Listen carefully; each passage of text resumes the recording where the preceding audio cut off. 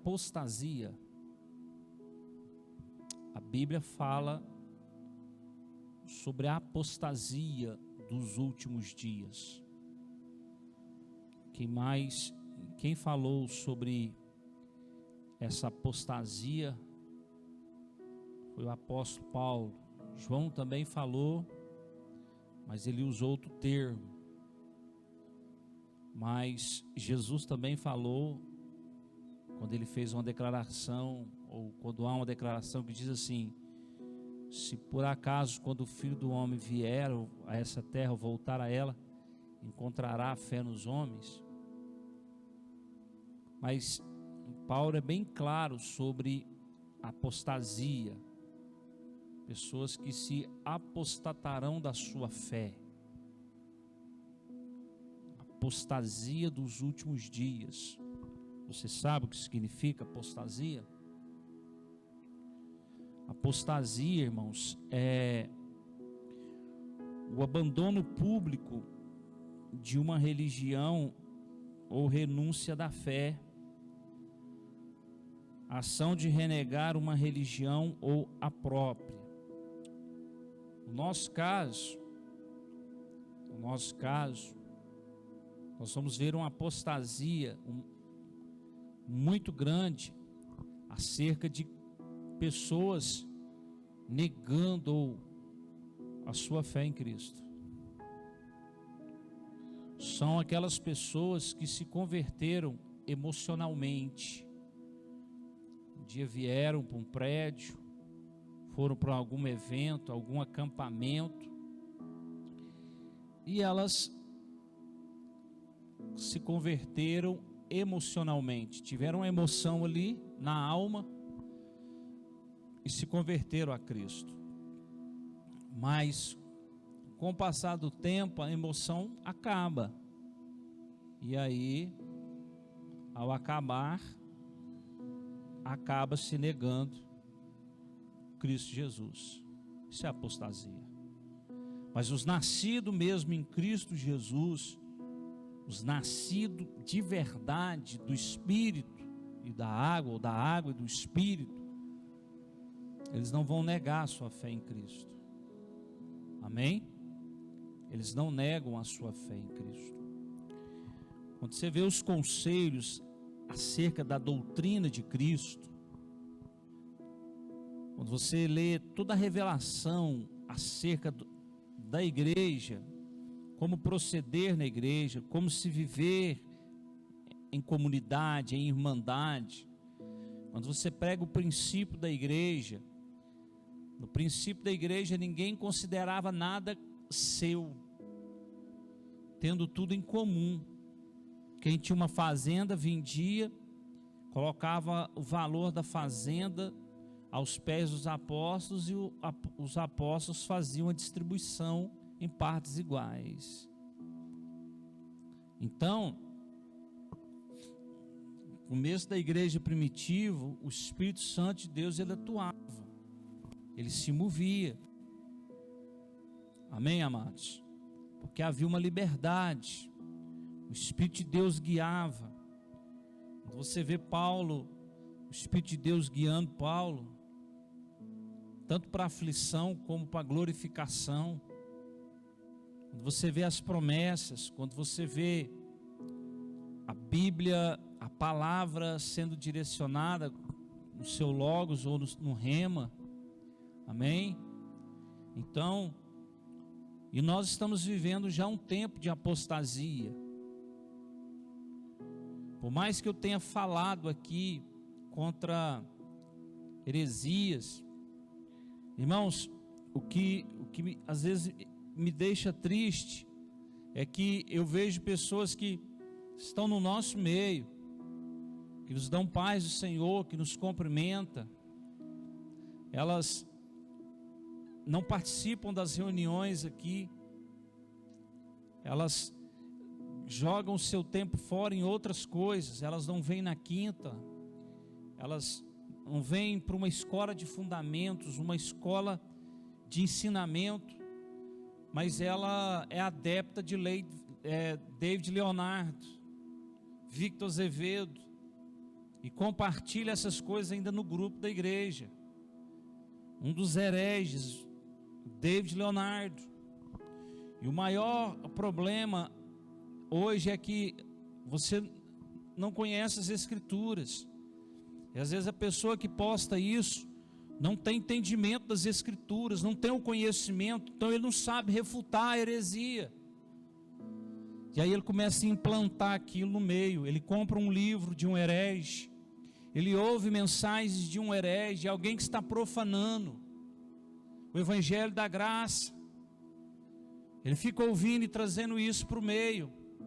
Ele está como Acã, enterrando os utensílios debaixo da terra, dentro da sua tenda, trazendo maldição com o evangelho judaizante.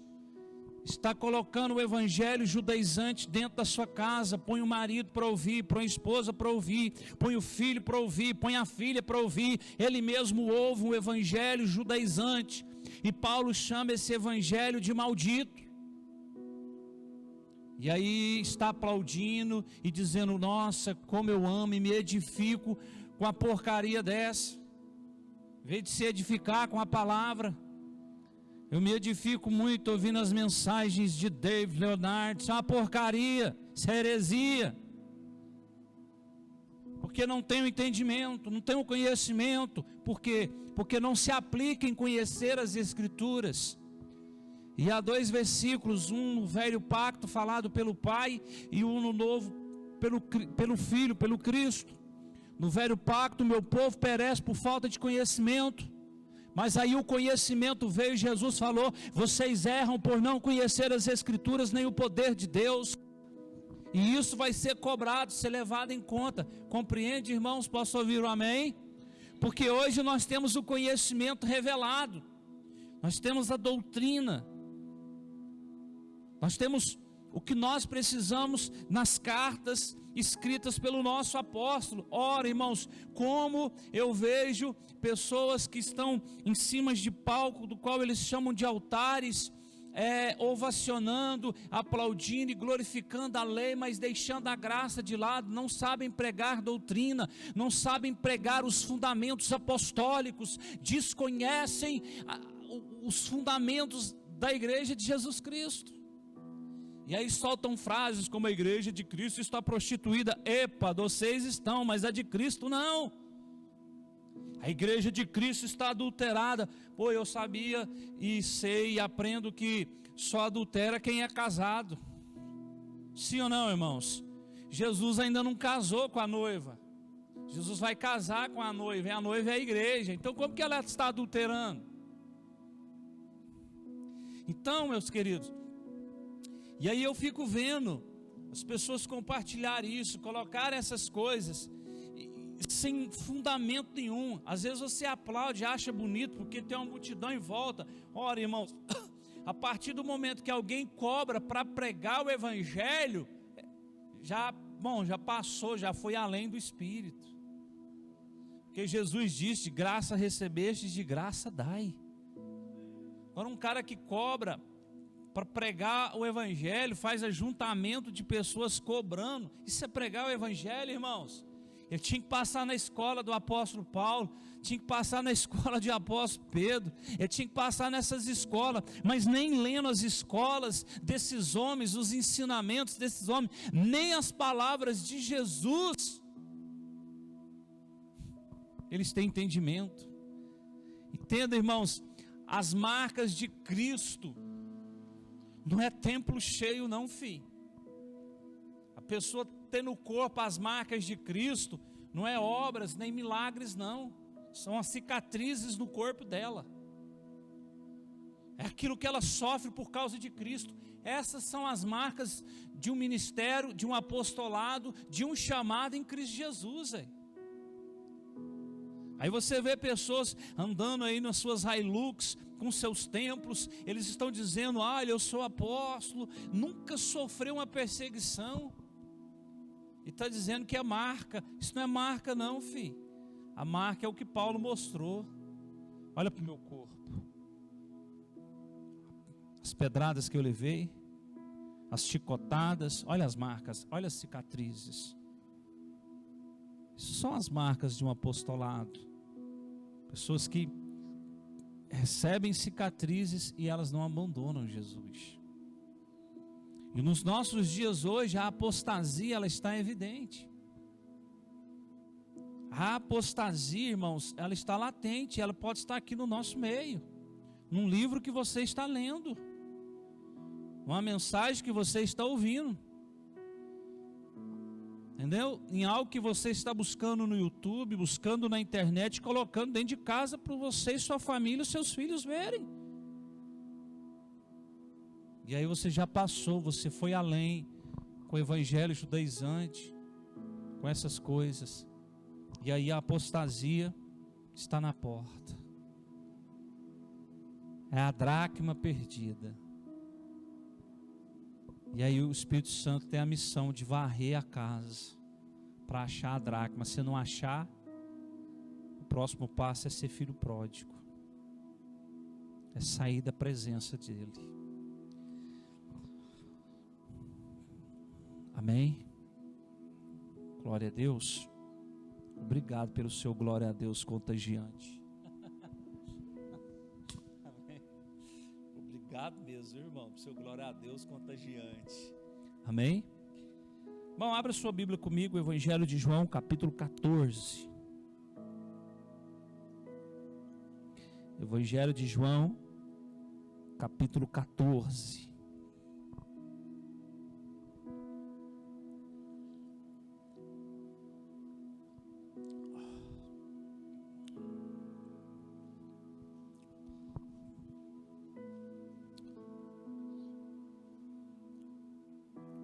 As pessoas sofrem às vezes por não querer interpretar, entender ou conhecer as Escrituras. Amém? Tudo se começa com o povo judeu. A promessa da vinda do Filho de Deus para o povo judeu. Várias profecias do Antigo Pacto. E se houve um lugar onde o ministério de um profeta, ou profetas se manifestaram, foi no Antigo Pacto. O Antigo Pacto tinha profetas sim, irmão, para dar a encardir. Tinha até escola de profeta. Quando você lê Reis, havia escola de profetas. Então no Velho Pacto, Deus falou pelos profetas, mas no último pacto Deus falou através do seu Filho Jesus Cristo. Amém? Mas quando você pega os profetas do Velho Pacto, eles profetizavam acerca do Messias que viria. E o povo judeu, a nação judaica, os judeus, eles estavam esperando esse Messias, esse Salvador que viria, e eles achavam que esse Messias viria com espada, com exército, ia guerrear, como foi os outros libertadores de Israel.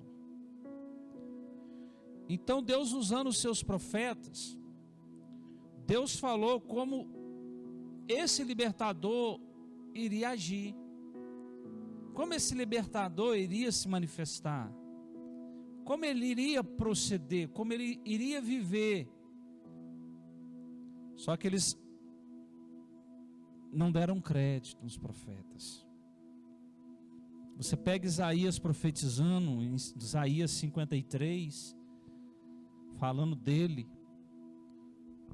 Ele não tinha crédito, ele não tinha formosura, ele não tinha beleza, ele não tinha parecer, era desprezado, né? Homem de dores. E outros falando de como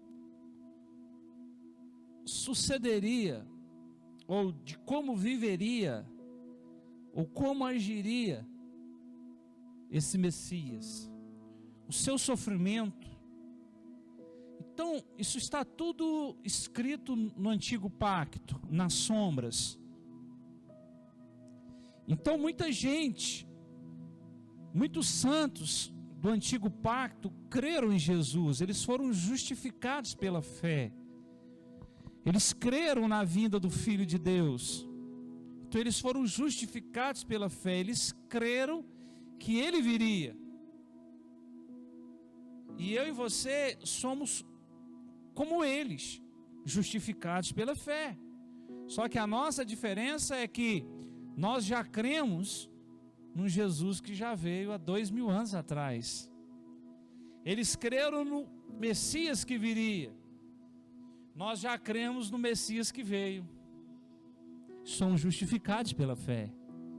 Amém? Amém, queridos? Os santos do antigo pacto olharam para frente. Nós olhamos para trás, porque Ele já veio. Diga glória a Deus, queridão. Então, no ministério de Jesus, quando Ele vem, e Ele veio para os judeus tendo a lei e os profetas, eles deixaram de fazer várias observações sobre a vida do Messias.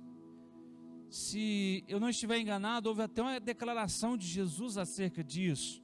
Se vocês conhecessem de fato as Escrituras, vocês veriam que ela fala de mim. Que de fato ela fala de mim. Mas eles quiseram enxergar só aquilo que beneficiava eles, do jeito deles. E é assim nos dias de hoje. A maioria daqueles que se dizem cristãos, que frequentam prédios, eles agem assim. Eles só querem ouvir e dar crédito àquilo que lhes interessa. Você vê uma multidão vindo atrás de Jesus por causa do milagre do pão.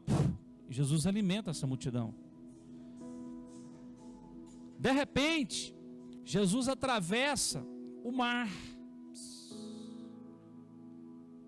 e vai para o outro lado.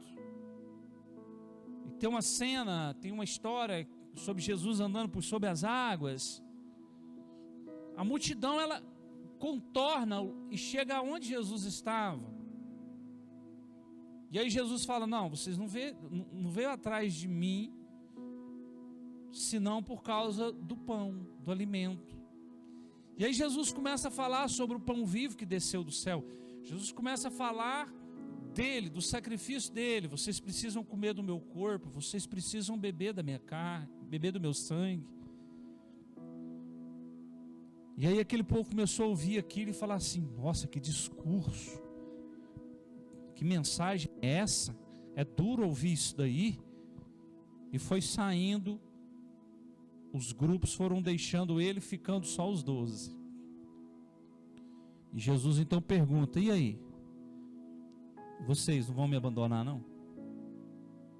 Pedro então se levanta e diz: mas para quem que a gente vai, se só o Senhor tem as palavras de vida eterna? Hã? Mas a multidão se dispersou. Por quê, irmãos? Porque era mais conveniente para eles isso. Participar das reuniões que lhes interessam. Entendeu? Como que se a ceia, o fato de vir na ceia, vai salvar alguém. E também tanto é o fato que se a pessoa não tomar a ceia, ela fala assim: se eu não tomar, eu não me salvo, eu não estou salvo, eu não estou em comunhão. Então é os extremos. E não é assim, querido. A pessoa pode fazer tudo isso e mesmo assim ela descer para o Hades, para o lugar aonde está o rico sendo atormentado. Então Jesus está aqui andando, Jesus ele está caminhando, Jesus agora ele está olhando para a lei, olhando para todo cerimonial da lei. O sumo sacerdote escolhido por Deus, os sacerdotes, levitas, o templo, está tudo ali as ofertas pacíficas, voluntárias, tudo ali. Compreende, irmãos? Sim ou não? E Jesus então começa a se afastar daquilo e trazer outro ensinamento. Aí ele começa a abandonar aquele tipo de sacerdócio e começa a chamar homens para ser apóstolos. Venham, vocês vão ser meus apóstolos. E começa a mudar tudo. Jesus, ele não vai no sumo sacerdote, Jesus vai em João Batista, um homem que usava roupa de pele de camelo, comia gafanhoto e mel silvestre, um homem que cresceu no deserto. E entenda, irmãos, João Batista era um sucessor ao cargo de sacerdote, porque ele era filho de sumo sacerdote.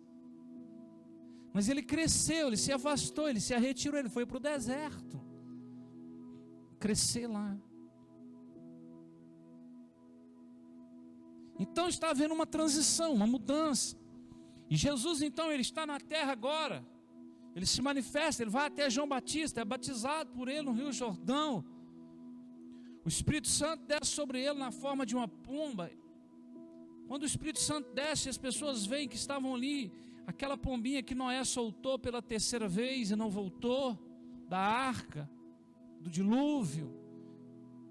E então a pombinha repousa sobre ele, o céu se abre e a voz desce e fala: esse é meu filho amado em quem eu me comprazo, a ele ouvi, a ele ouvi, dai ouvidos a ele.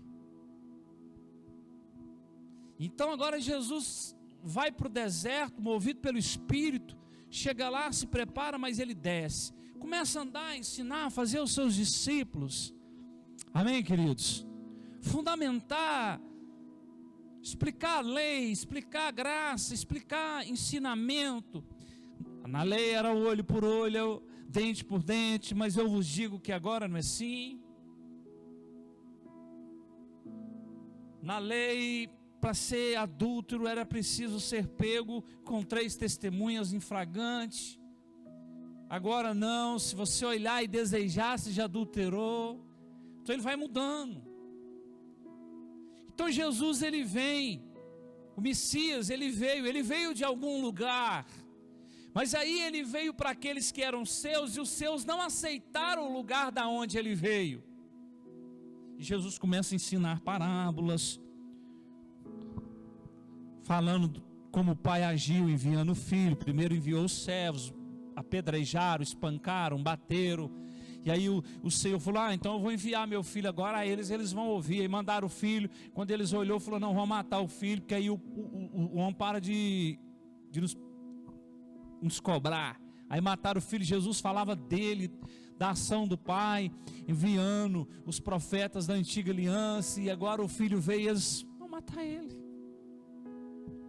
Então Jesus explicando tudo, mas naquela noite fatídica, naquela noite ao qual ele iria ser preso, Jesus está reunido na mesa da ceia, lá no cenáculo, aquele lugarzinho que Pedro e João foi preparar a ceia. Por quê?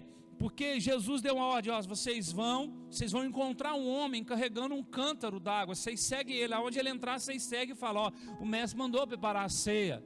Era incomum, irmãos, era incomum um homem carregar um cântaro d'água, quem carregava era a mulher. Por isso eles acharam um homem, porque é assim, meu irmão, nós não servimos um Deus comum, nós servimos um Deus de incomuns. Deus, ele age de forma diferente. Deus é Deus de diferença. O meu Deus, o nosso Deus é um Deus que age de forma diferente, em ocasiões diferentes. Então ele chega, prepara a ceia, tudo preparado para o banquete. Daí a pouco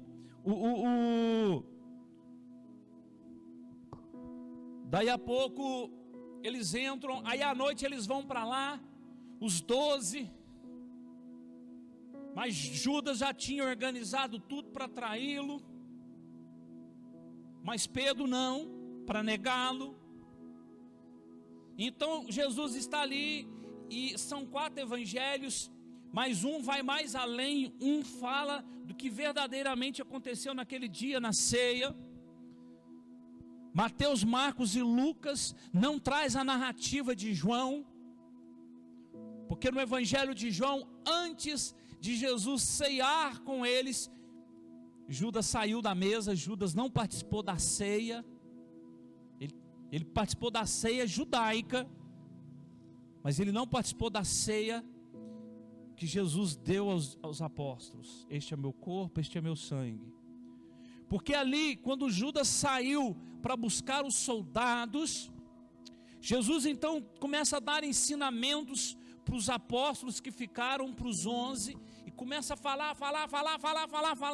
E aí ele chega no capítulo 14, no versículo 2, no Evangelho de João, no capítulo 14,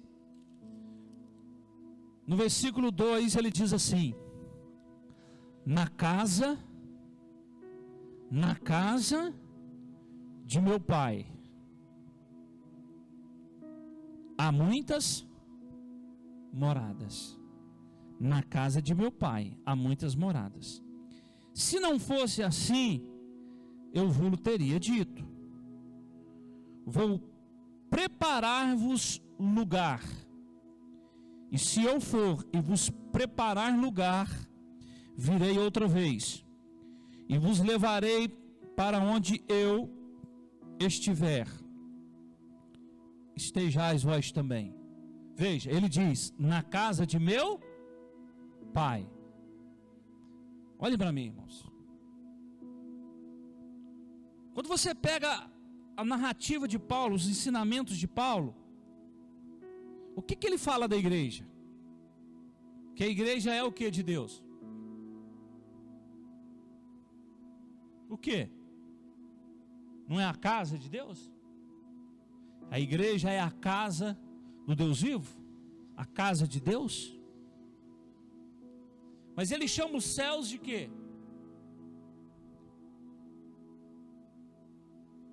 Mas a casa de Deus, ele aponta para a igreja.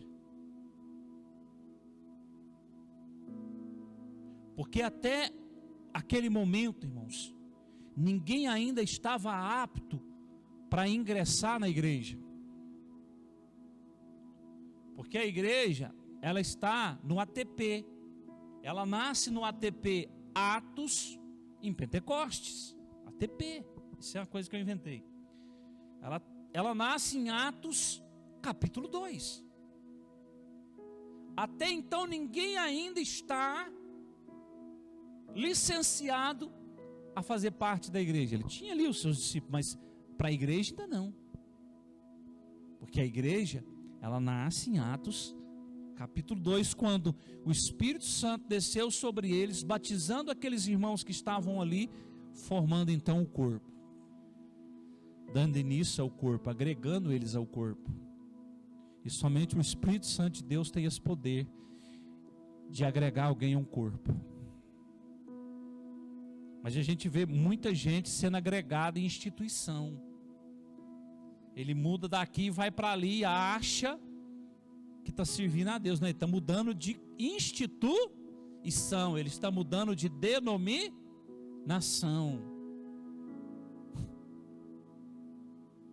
Na dos homens é fácil de mudar, mas e a de Cristo? A verdadeira igreja.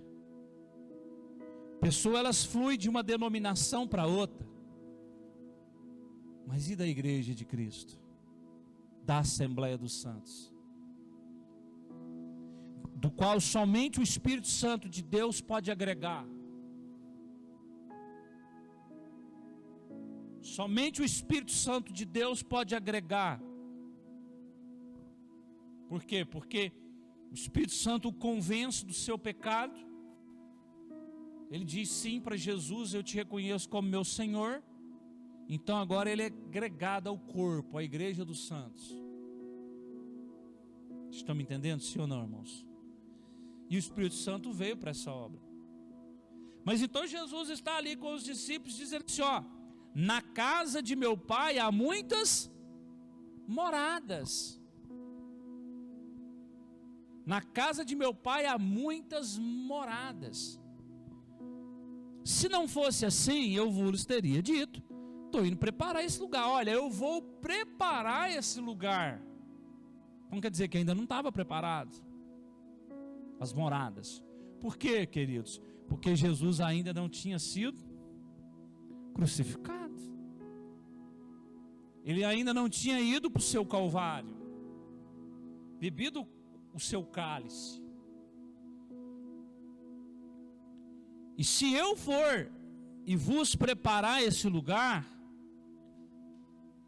eu virei outra vez. Eu virei outra vez. Para qual função agora? Para qual propósito, irmãos? Buscar quem?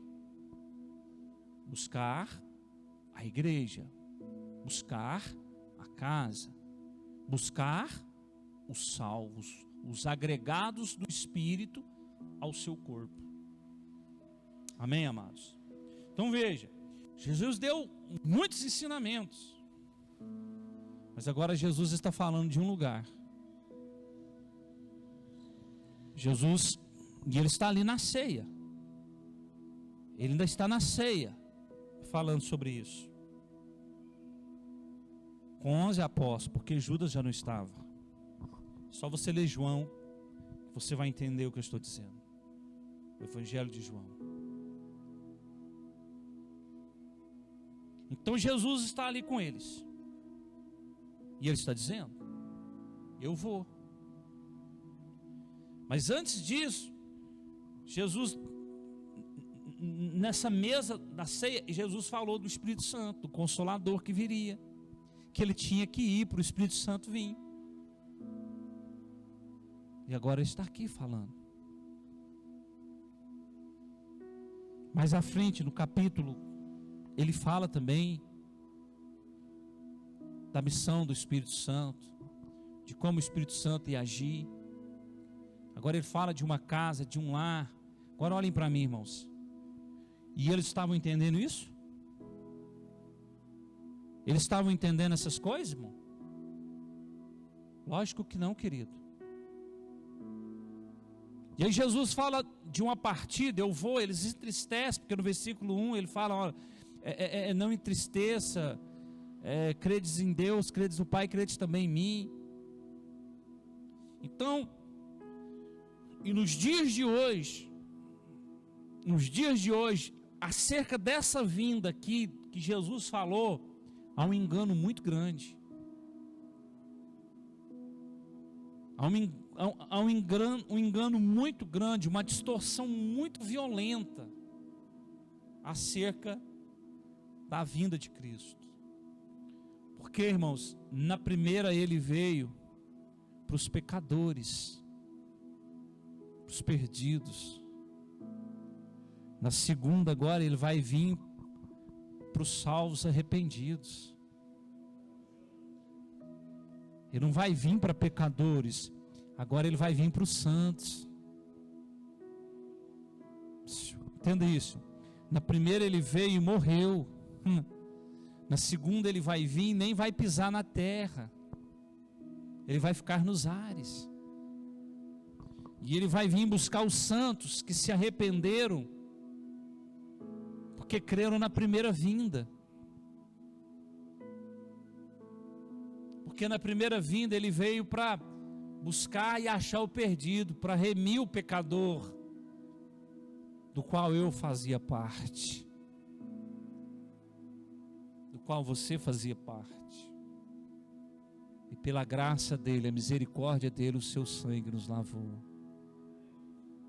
E hoje somos lavados e remidos pelo sangue do Cordeiro. Então esse é um lugar, irmãos, que tem cheiro de sangue. Há cheiro de sangue nesse lugar. Mas o sangue de Cristo. O sangue que o papai aceitou, entenda, ele não aceitou o seu sangue. Ele não aceitou o seu sangue, ele aceitou o sangue do filho. Porque o seu sangue, teu cheiro, foi agradável a ele. E ele bateu e falou: esse sacrifício é eterno. Basta, não precisa de outro. Porque esse cheiro agradou a ele. Porque os sacrifícios, holocaustos que estão em Levíticos, tinham que ser derramado sangue, posto fogo. E tanto eu como você sabe que o cheiro de sangue é bem estranho, sim ou não, irmãos? Sim ou não? Ainda mais quando seca. O sangue, ele tem um cheiro, pode ser o seu, mas o cheiro do sangue, esse cheiro desse sangue seu não foi aceito. Ele aceitou o sangue dele, e ao aceitar o sangue dele, tornou esse sacrifício eterno. E falou: esse sangue agora eu aceito, ele é cheiroso. Por isso, irmãos, ele nos perdoou, ele nos lavou, ele nos purificou com o seu sangue. E você não tem o cheiro do seu sangue, você tem o cheiro do sangue dele, o sangue que agradou, que entrou nas narinas do Pai. A terra estava contaminada na época de Noé, o pecado era grande. Então quando ele sai da barca, da arca, ele faz um sacrifício, e esse sacrifício se tornou como cheiro suave, aroma agradável às narinas de Deus. Imagina o sangue de Cristo, irmãos. Por isso eu e você, nós somos lavados com esse sangue, com sangue carmesim. Por isso a nova aliança está envolta de sangue. Este é o meu sangue, derramado por vós. Esse é o meu sangue derramado por você. Seu sangue da nova aliança. Porque o sangue derramado sobre a minha cabeça, escorrendo e me lavando, assim foi com você. Amém, querido? Então Jesus, ele está dizendo: olha, ele está aqui, eu vou para essa casa, eu vou os preparar lugar, mas eu vou voltar. Eu vou voltar. Amém, querido? Mas antes dele falar isso aqui, irmãos, ele deu uma dica de quanto tempo isso levaria, na parábola do bom samaritano. Porque na parábola do bom samaritano, ele revela, porque o bom samaritano ali é o próprio Jesus. O bom samaritano ali é Jesus. Há um homem ferido, um homem caído, todo machucado por causa dos ladrões. Aí vem um levita, passa de largo. Vem um fariseu, ou um sacerdote, passa de largo. Veja, eram os dois que ficavam no templo, que serviam a Deus. O levita e o sacerdote. Agora vem um samaritano. Veja, irmão, o samaritano, você precisa conhecer a história. Era um povo fake. Foi um povo levado e foram treinados, foram ensinados dentro do judaísmo, mas eles não eram judeus. Por isso eles eram desprezados, e eles passaram a ocupar uma terra para ser lembrado como judeus. Era o samaritano. Ei, entenda, irmãos, eu e você, nós fomos engembrados, nós fomos enxertados na figueira, como jambuzeiro. Uau! Nós nos tornamos o seu povo quando ele não era o nosso Senhor. Isaías profetizou: fui buscado por um povo que não era o meu povo, mas passou a ser o meu povo, se tornou o meu povo, e me chamar como seu Senhor. E eu fui até esse povo, que somos nós, os gentios. Então, Jesus agora está ali com os discípulos, com os apóstolos, está ali, e ele explicando, e eu falo, eu vou voltar. Mas aí ele fala do samaritano, e vê um samaritano, e vê o homem caído, ele pega azeite, derrama sobre as suas feridas, pega aquele homem, como bom pastor, pega em seus braços a ovelha ferida, e leva e coloca ele aonde? Na hospedagem, e diz para o dono da hospedaria, cuida desse homem, eu vou te pagar por 2 dias, eu estou indo adiante, mas eu vou voltar, e quando eu voltar, o que você tiver gastado mais com ele, eu vou te ressarcir. 2 dias ele pagou, é o preço, são 2.000 anos, porque Pedro fala sobre isso, porque um dia para Deus é como 1.000 anos, e 1.000 anos é como um dia, isso é bem frisado nas Escrituras, e já se passou 2 dias, 2.000 anos, e ele falou, eu vou pagar por 2 dias e vou voltar. Irmãos, preste atenção, ele está prestes a voltar. Quem? O bom samaritano, e o bom samaritano é Jesus, e ele está dizendo aqui, e eu vou voltar, eu virei outra vez, para buscar quem? Os santos. Ele vai buscar quem? Os santos. E aonde estão os santos? Na igreja dele. Nessa igreja, irmãos, que é um cadiquinho aqui, né? Um cadiquinho ali, um cadiquinho colar, e um cadiquinho esparramado mundo afora. Está a igreja dele. A igreja dele está esparramada mundo afora, porque a igreja dele é composta de gregos e judeus, pecadores arrependidos. Posso ouvir um amém? E nesse momento vidas estão nascendo, o Espírito Santo está ingressando novas vidas a esse corpo, a essa igreja, uma igreja que não tem CEP, uma igreja que não tem logradouro, uma igreja que não tem endereço fixo. Essa é a igreja de Cristo, não tem CEP, não tem logradouro, não tem rua, mas ela tem CPFs, ela tem o meu CPF, ela tem o seu CPF, essa é a igreja dele, uma igreja de pessoas nascidas nele, esparramadas mundo afora, porque a salvação não está em um homem, a salvação não está em uma instituição, a salvação não está em nenhuma denominação, a salvação não está fora de Cristo, a salvação não está fora das Escrituras, a salvação está em Jesus Cristo de Nazaré, a salvação está nele, ele é o Salvador. E as Escrituras dizem que se com o coração você crê e com a boca você confessar, então você é salvo. A salvação está em Cristo Jesus, a salvação é pela fé em Cristo Jesus, mediante a graça de nosso Senhor e Salvador. E aqui ele está, eu vou. E aí ele diz, eu vou voltar. Eu vou voltar. Diga comigo, eu vou voltar. Diga forte, eu vou voltar. Jesus disse.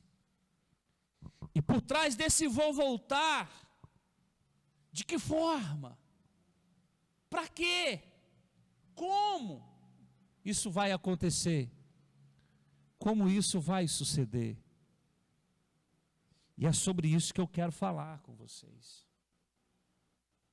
Eu já trouxe alguns estudos aqui, onde eu falei sobre o arrebatamento, verdades das Escrituras, muitos se chocaram, e é sobre isso, dentro dessas verdades, que ele falou, que ele disse, e está nas Escrituras, como vai acontecer, de que forma a suceder. Amém, amados? E já há dias que eu venho lendo e estudando sobre isso, enchendo o meu espírito dessa verdade. E pensa vocês que eu não tremo, eu tremo porque quando eu leio as Escrituras e vejo os ensinos, eu fico trêmulo, eu fico, meu Deus. E eu adotei aqui, às vezes você já me ouviu eu dizer sobre isso, eu até postei isso no story do meu Facebook de ontem para hoje, e eu estou dizendo isso.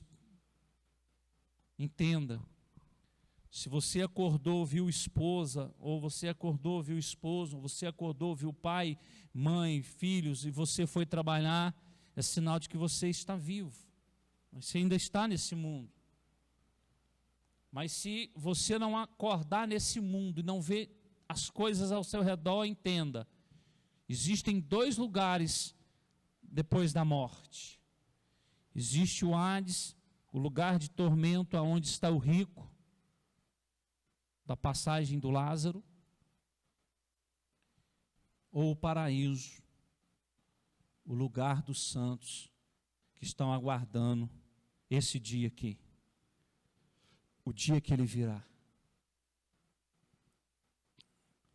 Entenda, se você partir hoje, e se você acordar no Hades, nesse lugar de tormento, acabou. Não há mais nenhuma chance para você.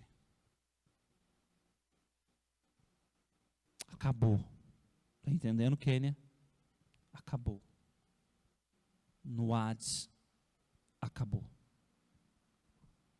Mas se você for para o paraíso, aleluia. Porque todos aqueles que forem para o paraíso, e estiverem no paraíso, eles participarão da primeira ressurreição. Porque haverá duas ressurreições da morte. A primeira ressurreição é para o arrebatamento da igreja. E a primeira ressurreição, ela vai se dividir em três partes. Ela terá três partes. Não serão todos ressuscitados no dia da vinda dele. Não. A primeira ressurreição, ela tem três fases para os santos, para os salvos. Mas a segunda ressurreição virá para aqueles que estão no Hades, no lugar de tormento. E esses ressuscitarão para a condenação eterna. Então, se eu fosse você, eu não perdi as próximas escolas da fé, aonde eu falarei sobre a primeira ressurreição e as suas três fases, e a segunda ressurreição para o castigo eterno. Porque são ensinos das Escrituras, são verdades das Sagradas Escrituras, e tem tudo a ver com você, com a sua vida. Amém, meu irmão? Para resumir,